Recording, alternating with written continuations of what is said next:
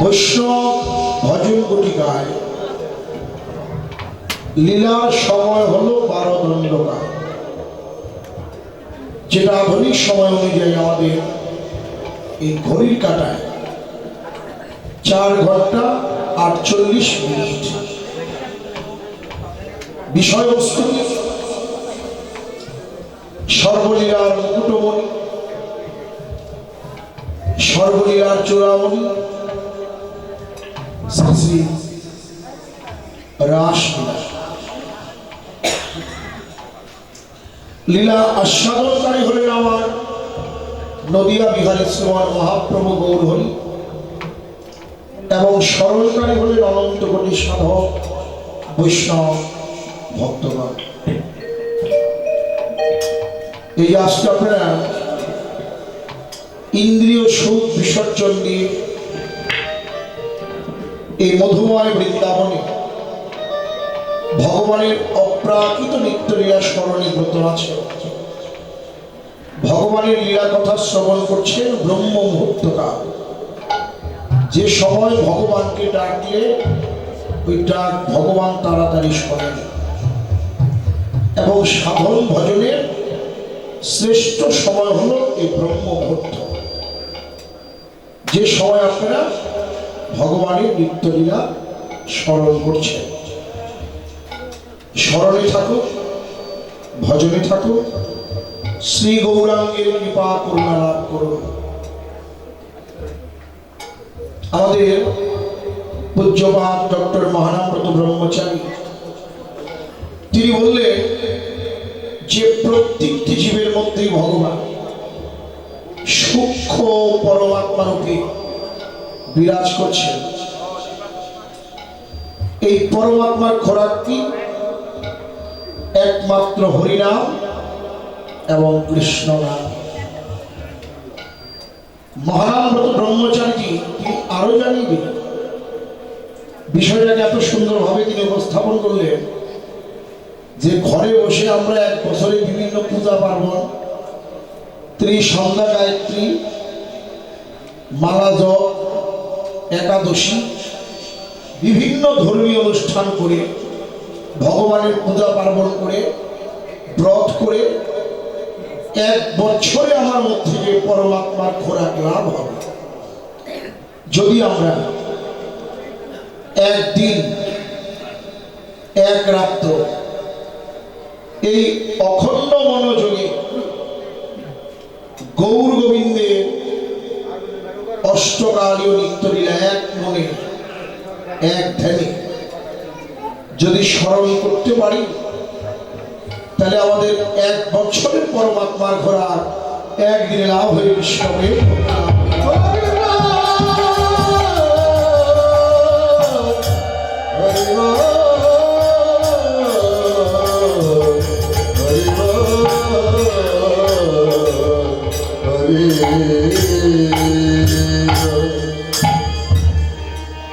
তাই আপনারা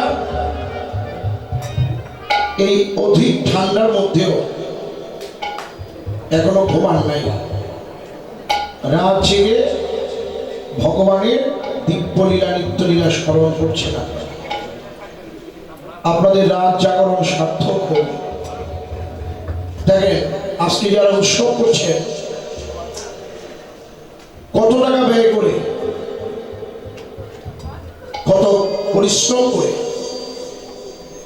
আজকের এই বৃন্দাবন তারা সাজিয়েছে। এই আগামীকাল সকালবেলায় কুঞ্জভোগের মধ্য দিয়ে অনুষ্ঠানের সমাপ্তি ঘোষণা করবে। আবার কালকের থেকেই তাদের সাধনা, নতুন সাধনা, মানে আগামী বছরের জন্য নতুন করে সাধনা হওয়া শুরু হবে। আর এক বছরের সাধনা এখন পূরণ হতে চলছে। অনেক টাকা ব্যয় করে বৃন্দাবন করবে।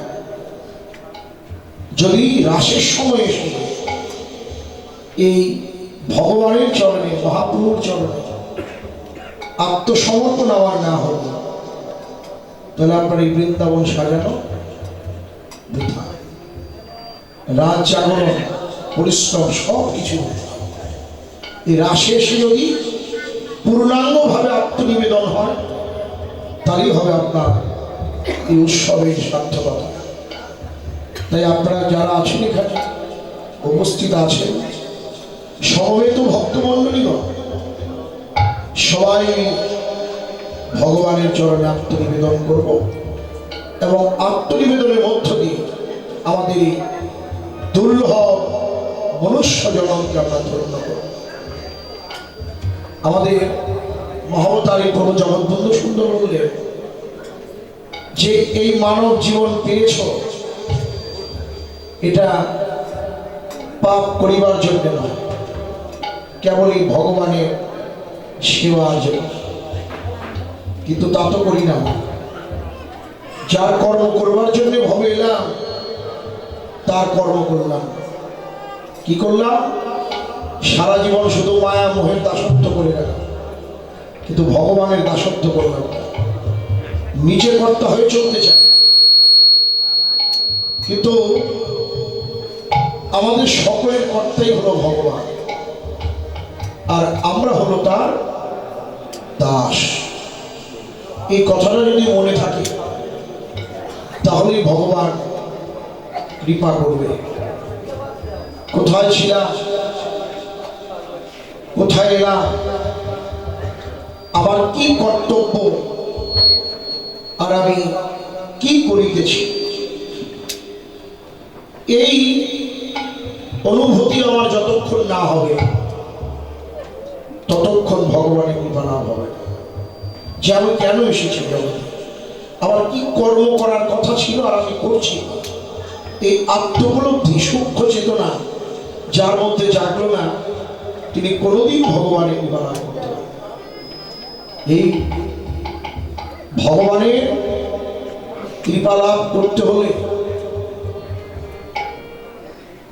ভগবানের নিত্য সেবা দাও, প্রতিদিন ভক্তের সঙ্গ করো, প্রতিদিন নাম করো, নাম জপ করো, প্রতিদিন কীর্তন করো। এভাবে একদিন নয়, দুদিন নয়, প্রতিদিন ভজন করতে করতে একদিন না একদিন আমার এই দেহটা ভগবানের সেবায় লেগে যাবে। যেমন বাগান থেকে ফুল চয়ন করে চন্দন মাখিয়ে গোবিন্দায় নম বলে ভগবানের চরণে দেন। যে ফুলটি ভগবানকে নিবেদন করলাম ওই ফুলটি হলো প্রসাদী ভোগ। ঠিক তদ্রুপ তোমার এই দেহটাকে প্রসাদী করে নাও নিত্য ভজনের দ্বারা।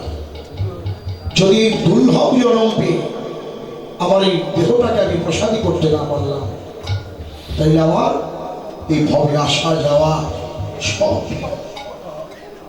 তাই এখন আপনারা ব্রহ্ম মুহূর্তে ভগবানের লীলা স্মরণে আছে, ভগবানের সঙ্গে যোগাযোগ স্থাপন করে। যোগাযোগটা কেমনি? ভক্ত যখন সাধনায় থাকে, সাধনাটা কেমন জানেন? এই দেহে আরাম দিলে কখনো সাধনা হয়। যারা সাধু তারা দিনান্তে একবেলা আহার করে। বৃন্দাবন গিয়েছি, বড় বড় বটবৃক্ষ, বড় বড় বৃক্ষ, সেখানে সাধু মহারাজেরা ভাগবত গীতা বিভিন্ন উন্নত মানের গ্রন্থ পাঠ করছেন। তারা কোথায় গিয়ে জানেন? বৃন্দাবনের গরমের সময় এত গরম পড়ে যে খালি পায়ে তো হাঁটাই যাবে না, আর চাদর গায়ে দিয়ে, এই তাপ থেকে রক্ষা পেতে হলে চাদর গায়ে দিয়ে হাঁটতে হয়। বৃন্দাবনে গিয়েছি, গরমের সময় গিয়েছি, অনেক মন্দির দেখেছি। সেখানে দেখেছি বড় বড় সাধকরা, মহারাজেরা গাছের নিচে না বসে প্রখর রবির তাপে বসে তারা গীতা ভাগবত পাঠ করছে। প্রশ্ন করলেন কি যে এত সুন্দর বৃন্দাবনের তরুর ছায়া, সেখানে না বসে এই রোদের মধ্যে আপনি পাঠ করছেন না? তারা বলবেন এটাই হলো ভজন। সাধন ভজন করতে হলে আরামায়েশ করে কখনো সাধন ভজন হয়। আর ভগবানকে পেতে হলে এই দেহকে যত, এই দেহের উপর অত্যাচার হবে, দেহকে যত কষ্ট, যেমন কয়লা এই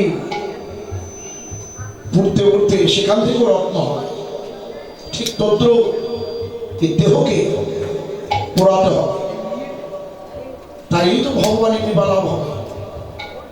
এত সাধন ভজন এত সহজ না। যেমন এখন আপনারা এই ঠান্ডার মধ্যে ভগবানের গুণকথা শ্রবণ করছেন, এটাই হলো আপনাদের সাধনা চলছে। ভক্ত কি করেন? সাধনার সিঁড়ি উপরে ওঠে, আর ভগবান করুণার সিঁড়ি নিচে নেমে আসে। মিলন হয় ভক্ত ভগবানের হৃদয় মন্দিরে। হরি বল।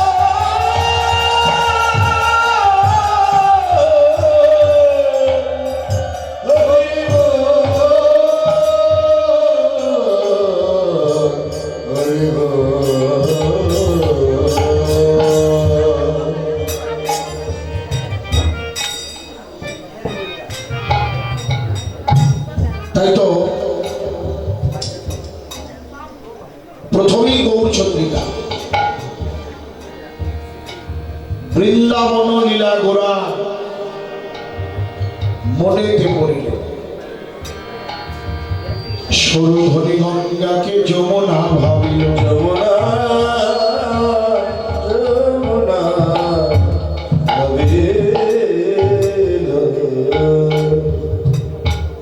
আজ থেকে প্রায় 5,500 বছর আগে বৃন্দাবনে ভগবান রাসলীলা করেছেন। সেই কৃষ্ণ এবার গৌর হয়ে এলেন 537 বছর আগে। তাহলে কোথায় 5,500 বছর আর কোথায় 537 বছর? ব্যবধানটা কিন্তু অনেক দিন। কিন্তু ব্রজলীলার কথা এখনো ভগবান ভুলে নাই। ওই ব্রজের লীলা, রাসলীলার কথা তার মনে পড়ল। যখন ওই লীলার কথা তার মনে পড়েছে, নবদ্বীপে ভাগ্যবতী গঙ্গা, যার নাম হলো সুরধনী গঙ্গা, ওই সুরধনী গঙ্গাকে গৌর এবার যমুনা মনে করল। ফুলবনকে দেখে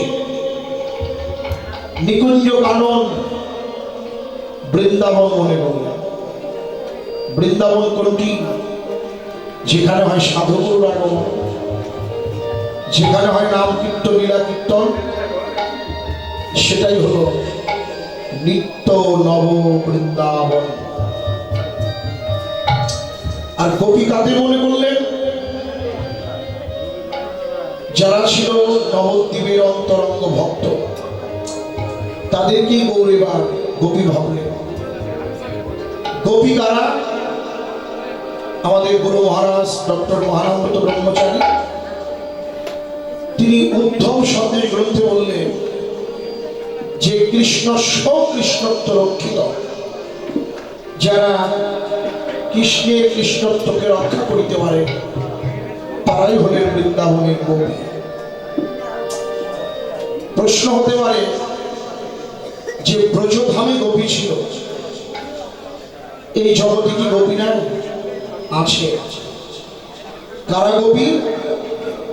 যারা গোপনে প্রাণ গোবিন্দের ভজন করে, যারা গোবিন্দ ভিন্ন আর জানে না, তারাই হলেন গোপী। তাই সেই ভগবান গৌর তার ভক্তগণকে তিনি এবার গোপী ভাবলেন। আমরা সকলেই অবগত আছি যে শ্রীধাম বৃন্দাবনে পরমেশ্বর ভগবান বাঁশি বাজিয়ে গোপীদের ডেকেছেন। এবার গৌরের হাতে তো বাঁশি নেই, তাহলে তিনি তার ভক্তদের কি দিয়ে ডাকবে? তার উপকরণ কি? এই যে খোলো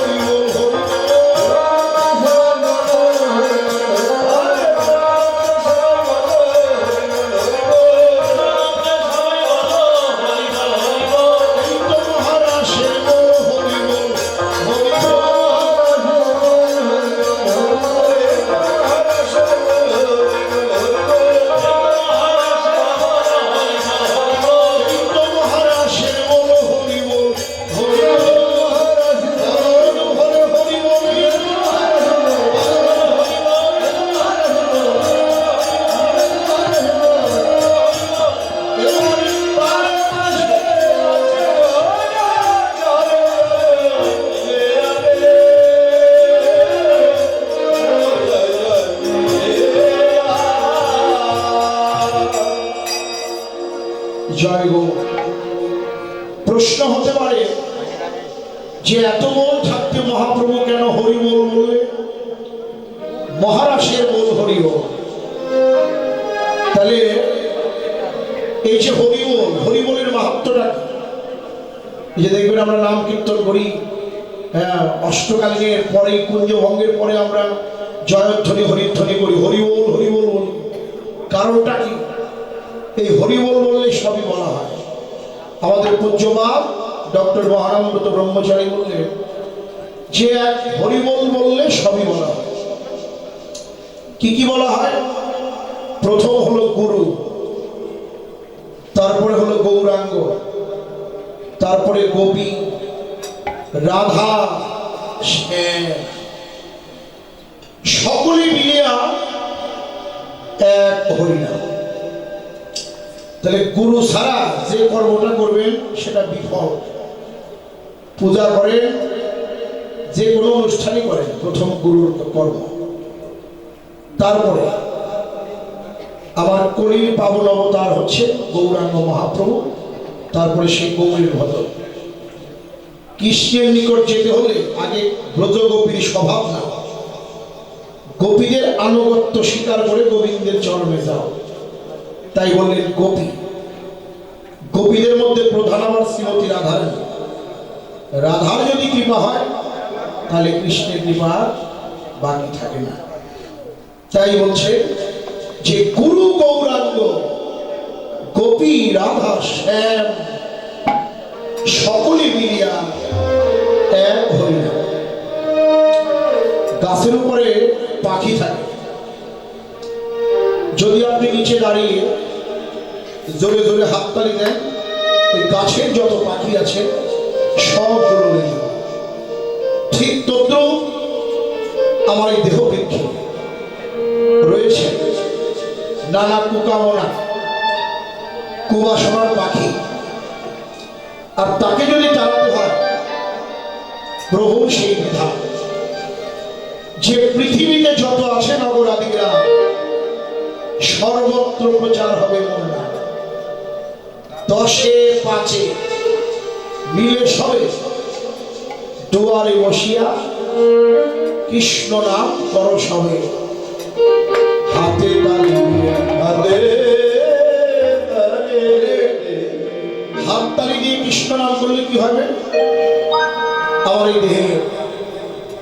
কুকামনা, কুবাসনা এগুলো সব দূরীভূত হবে, প্রেম ভক্তি লাভ হবে, এই হাতের রেখাগুলো সঠিক হবে। নবগ্রহ দোষ এই হস্তরেখার মধ্যে থাকে। যারা জ্যোতিষী তারা হাত থেকে উন্নত মানের পাথর দেয়, কেন? এই নবগ্রহ দোষ থেকে মুক্তি পাওয়ার জন্য। কিন্তু আমরা যদি মহাপ্রভুর আদর্শকে অনুসরণ করি তাইলে কোনো পাথর আর দিতে হবে না। এই হাতের রেখাগুলো শুনতে হবে, যদি প্রতিদিন হাত তালি দিয়ে দিয়ে কৃষ্ণ নাম করতে হয়। আসলে ব্রহ্ম মুহূর্তে যারা গৌরীর অনুগত ভক্ত আজকে তারাও নাম করছে। আমরা একটু ঠান্ডার মধ্যে একটু চাদরের ভিতর থেকে হাতটা বাইরে সবাই একটু হরে নাম, হ্যাঁ সবাই গুরু গৌরাঙ্গ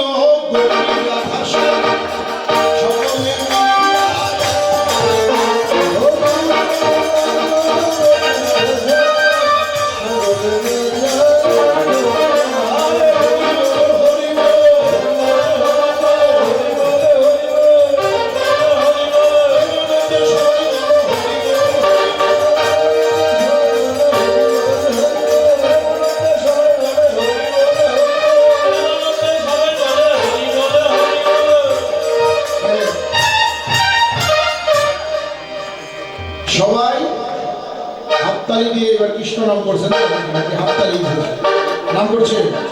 ভালো, তাহলে সবাই কৃষ্ণ নাম করে এই মানব জীবনকে ধন্য করে। এই যে আমার দাদা ভাইয়েরা, এরা তো আর উলধ্বনি দিতে পারবে, তারা কি করবে? জয়ধ্বনি দেবে গৌরাঙ্গের নাম। আর আপনারা একটু উলধ্বনি করবেন সবাই একবার, হরি বল হরি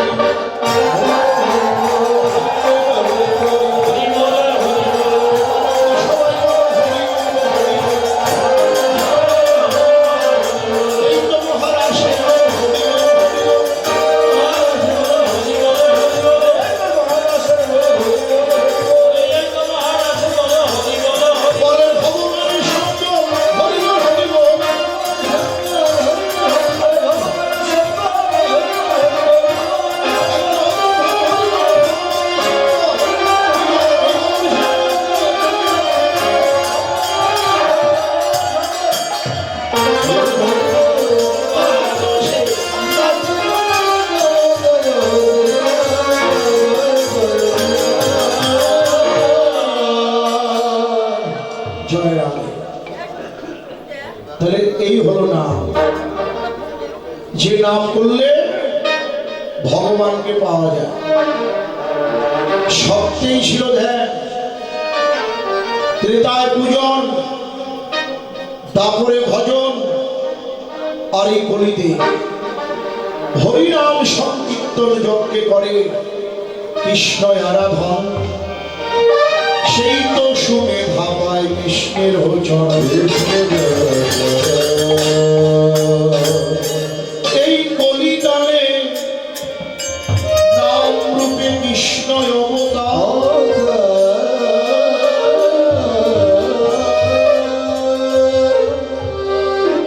নাম হইতে হইল সর্বজগৎ হইল।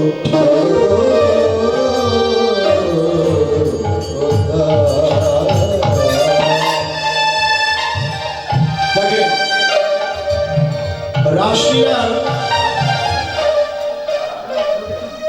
একটা চরম পরম কথা, কি কথা? যে বৃন্দাবনে ভগবান কৃষ্ণ বাঁশি বাজিয়ে গোপীদের ডেকে এনেছে এবং নবদ্বীপে আমার গৌরচন্দ্র ভক্তদের খোল করতাল বাজিয়ে কৃষ্ণ নাম করে ডেকে আনলেন। তাহলে দেখেন মায়ের, এখানে একটা জ্বলন্ত প্রমাণ। আমাদের মহানামব্রত ব্রহ্মচারীজি এই রাসলীলা প্রবেশিকা থেকে তিনি ভাগবতের ফেরালো দিক থেকে একটা নতুন কথা জানালেন। কি জানালেন তিনি? যে হেজি এতদিন তোমরা জেনেছ, শুনেছ, দেখেছ, যে ভক্তরা ভগবানকে ডাকে। কিন্তু ভাগবতের একটা নতুন সংবাদ, ভক্তদের জন্য একটা আনন্দের সংবাদ, যে ভগবানও ভক্তকে ডাকে।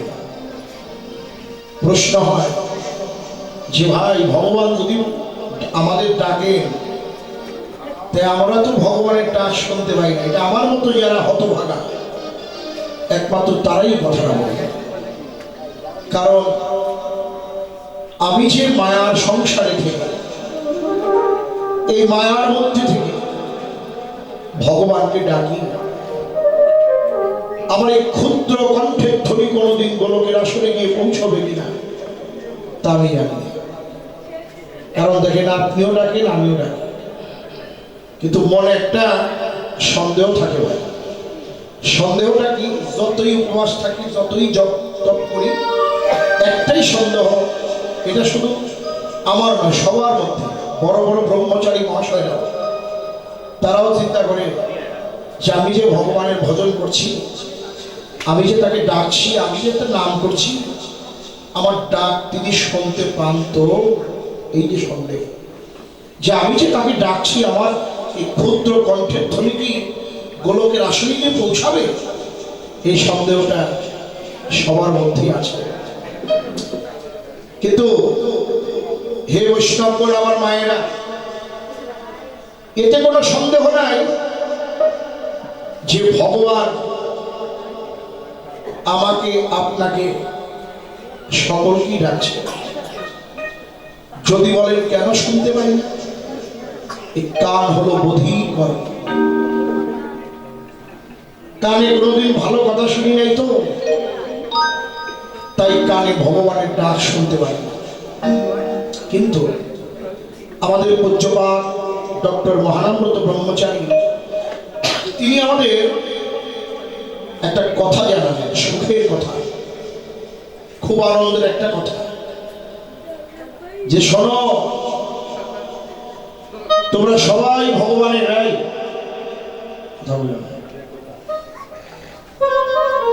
তোমরা সবাই ভগবানের ডাক শুনতে পাবে।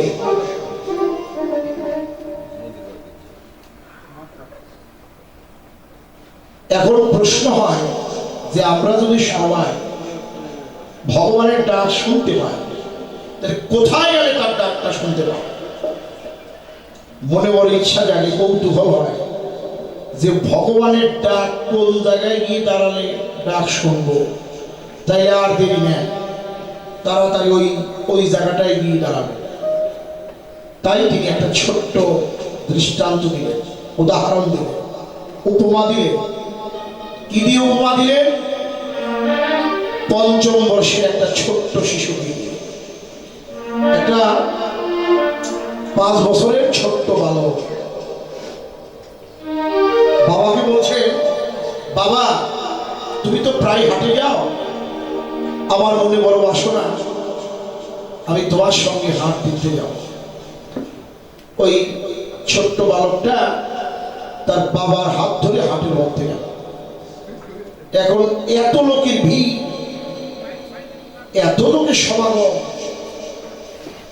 যে বহু লোকে ভিড়ে পড়ে, হাটের মধ্যে তো অনেক লোক আসে, বহু লোকের ভিড়ে পড়ে, চাপে পড়ে ওই পিতার হাত থেকে সন্তানের হাতটা ছুটে গেছে, খুলে গেছে। এখন পিতা পায় না পুত্রকে, পুত্র পায় না পিতাকে। ওই হাটের মধ্যে শিশুটি বাবা বাবা বলে কেঁদে কেঁদে আকুল, কিন্তু কেউ এগিয়ে আসে না। হাটের মধ্যে কিন্তু কম লোকজন না, শিশুটি কাঁদছেন কিন্তু কেউ এগিয়ে আসে। এলেন একজন বৈষ্ণব, একজন ভক্ত।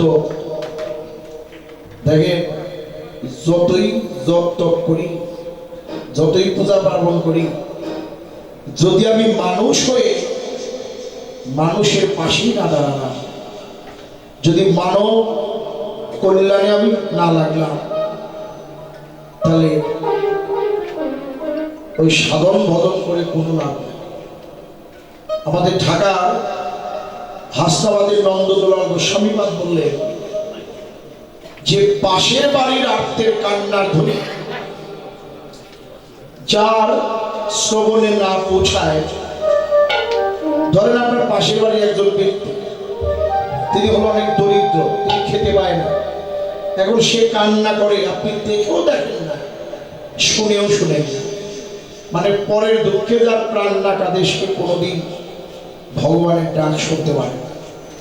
দেখলে কোথায় মানুষ হতে এখনো পারি নাই, শুধু পরের সমালোচনা, নিন্দা চর্চা, এগুলো নিয়ে আছে। শেষের পরিণতিটা কি হয়? শ্বাস কাশ, রোগ শোক, জরাজীর্ণ দেহ নিয়ে আমাকে পচে গলে মরতে হবে। আমরা বুঝাই জগৎকে, যদি আমরাই না বুঝি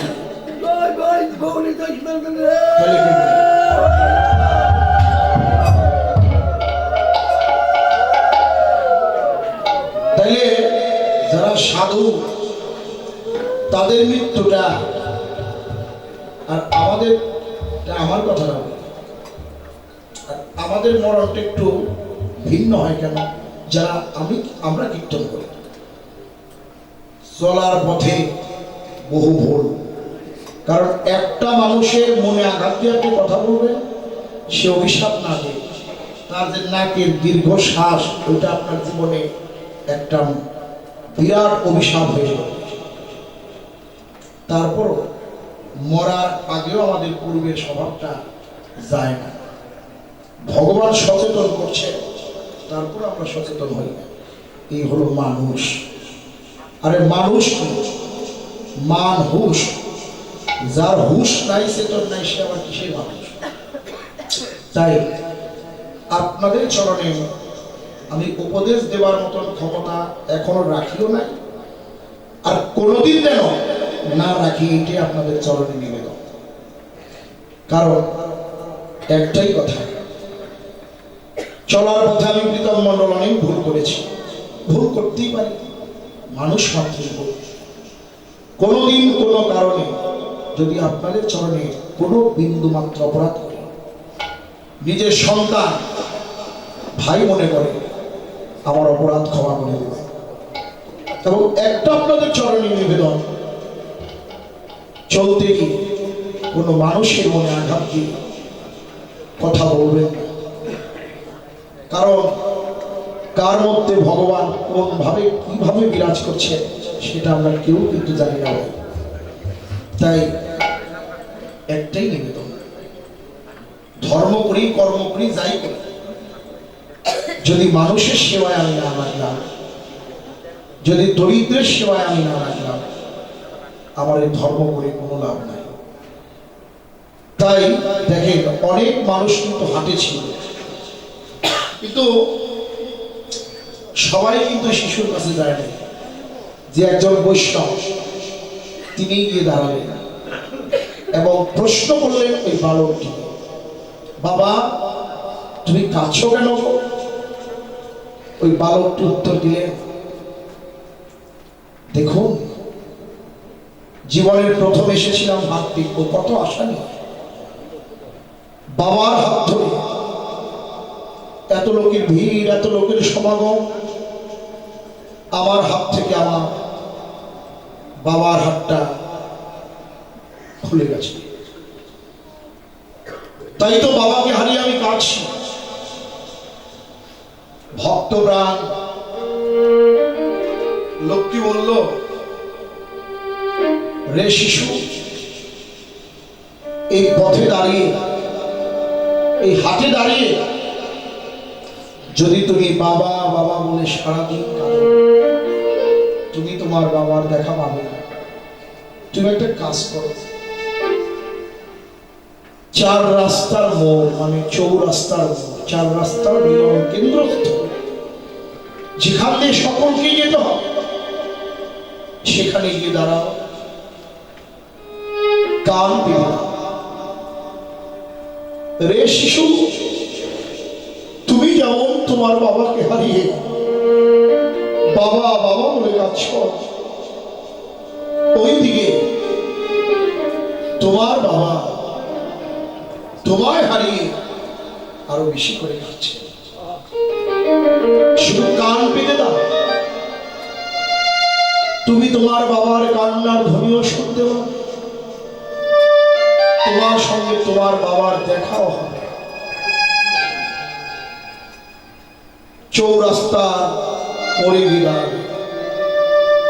কান পেতে দিয়েছে বাবা, কান্নার ধ্বনি ভেসে আসছে। মিলন ঘটল চৌরাস্তার মোড়ে পিতা পুত্রের। হে সাধু বৈষ্ণব, এখান থেকে আমাদের শিক্ষাটা কি? আমিও তো আমার পরম পিতা ভগবানের হাত ধরে এই ভবের হাটে নেমে এসেছিলাম। বলেছিলাম, প্রভু হে, ভবে গিয়ে পুজিব তোমার চরণ যুগল। সপ্তম মাসের কালে চরণী জঠরে কেঁদে কেঁদে বলেছিলাম, গোবিন্দ হে, আমাকে মুক্তি দাও, মুক্তি দাও। ভূমিষ্ঠ হইবার পর মায়া ফাঁস, মায়ার সংসার, এই মায়ার চাপে পড়ে, মায়ার কর্ম কোলাহলে পড়ে আমি হারিয়ে ফেলেছি আমার পরম পিতা গৌর হরি। সেই গৌরকে আমি ডাকতে জানি না, কিন্তু আমার পিতা, আমার ভগবান আমাকে ডাকছে। সেই পরম পিতা গৌরের ডাক যদি শুনতে হয়, ওই শিশুর মতো করে আমিও যদি চৌরাস্তার মোড়ে এসে দাঁড়াতে পারতাম। প্রশ্ন হয়, চৌরাস্তার মোড় কোনটি? এই আজকে আপনারা যে বৃন্দাবন সাজিয়েছেন, এটাই হলো চৌরাস্তার মোড়। আর মাত্র কয়েক ঘন্টা বাকি, এই মধুর বৃন্দাবন ধাম ভেঙে যাবে। ভাগ্যের হতেও পারে, নাও হতে পারে। কারো কারো জীবনে এইবারে বৃন্দাবন ধামই হবে শেষের বৃন্দাবন। তাই এখানে বসে থাকতে থাকতে ভগবানের লীলামৃত গুণ কথা শ্রবণ করিতে করিতে যদি একবার ভাগ্য কোন একজন কৃষ্ণ ভক্তের চরণে ধরি, যদি একজন কৃষ্ণ ভক্তের অঙ্গের বাতাস গায়ে লেগে যায়, একদিন আমিও সেই পরম পিতা ভগবানের ডাক শুনতে পাব। হে বৈষ্ণবগণ, তোমাদের চরণে আমার এই নিবেদন যে আমার এমন ভাগ্য,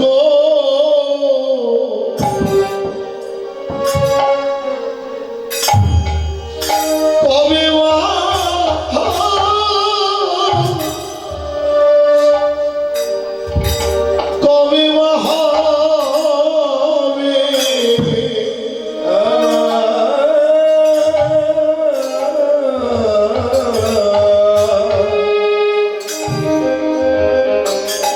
আমার এমন ভাগ্য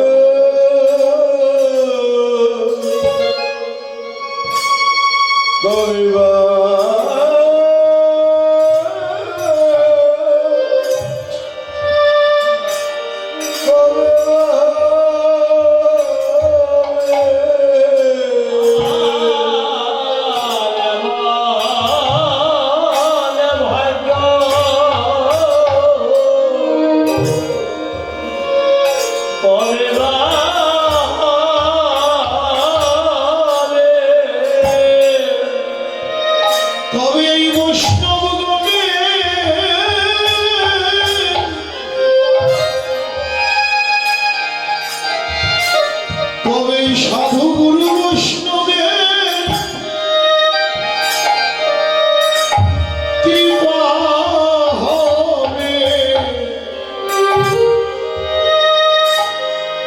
বলো আমার এমন ভাগ্য কবে মা হবে তবে সাধুগুরু বৈষ্ণবের কৃপা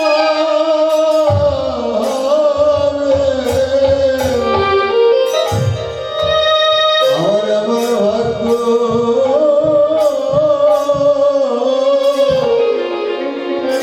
কবে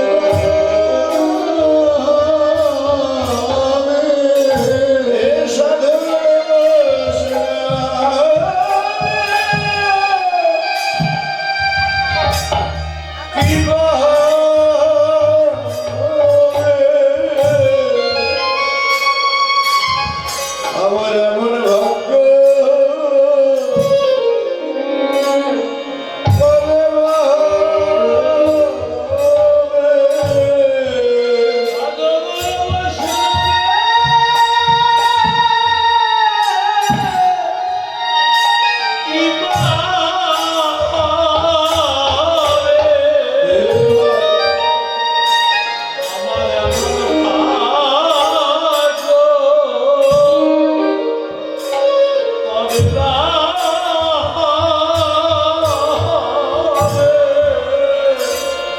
কবে আমার এই ভক্তগণের কৃপা হবে আমার এমন ভাগ্য কবে মা হবে তবে গৌর ভক্ত জয় জয় শ্রীনিবাস গৌর হরি।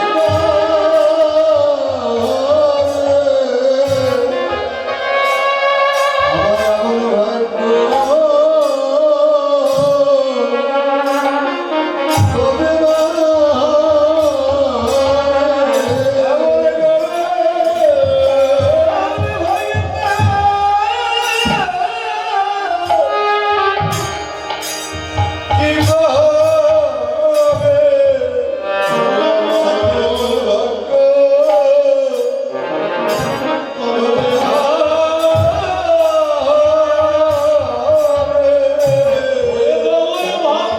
সাধু গুরু কৃপা বিনে ভাগ্যবান সাধু